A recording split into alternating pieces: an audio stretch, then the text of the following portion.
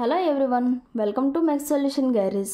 ఈరోజు మనం ఈ వీడియోలో రొటేషనల్ ఫ్లో అంటే ఏంటి, ఇర్రొటేషనల్ ఫ్లో అంటే ఏంటో తెలుసుకుందాం.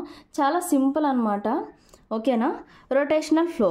In rotational flow fluid particles rotate about their mass centres while moving in the direction of flow. ఓకేనా? ఫ్లూయిడ్ పార్టికల్స్ అనేవి అబౌట్ ఇట్స్ మాస్ సెంటర్లో మూవ్ అవుతూ ఉంటే, ఓకేనా, అది రొటేషనల్ ఫ్లో అనమాట. In rotational flow fluid particles rotate about their mass centres while moving in the direction of flow. Direction of ఫ్లోలో move అవుతున్నప్పుడు మాస్ సెంటర్స్ నుంచి ఫ్లూయిడ్ అనేది ఫ్లో అయితే అది రొటేషనల్ ఫ్లో.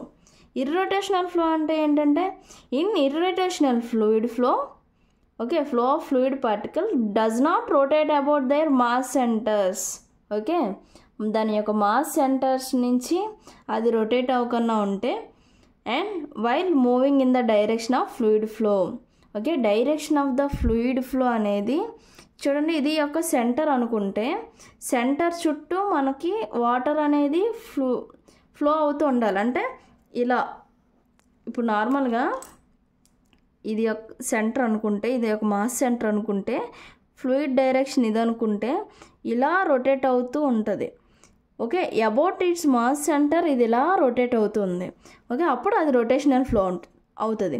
ఇప్పుడు ఇక్కడ సెంటర్ ఆఫ్ మాస్ సెంటర్ ఉన్నా సరే, about its centre mass centre కాకుండా నార్మల్గా ఫ్లో డైరెక్షన్లో మూవ్ అవుతూ ఉంటే అది ఇర్రొటేషనల్ ఫ్లో అవుతుంది.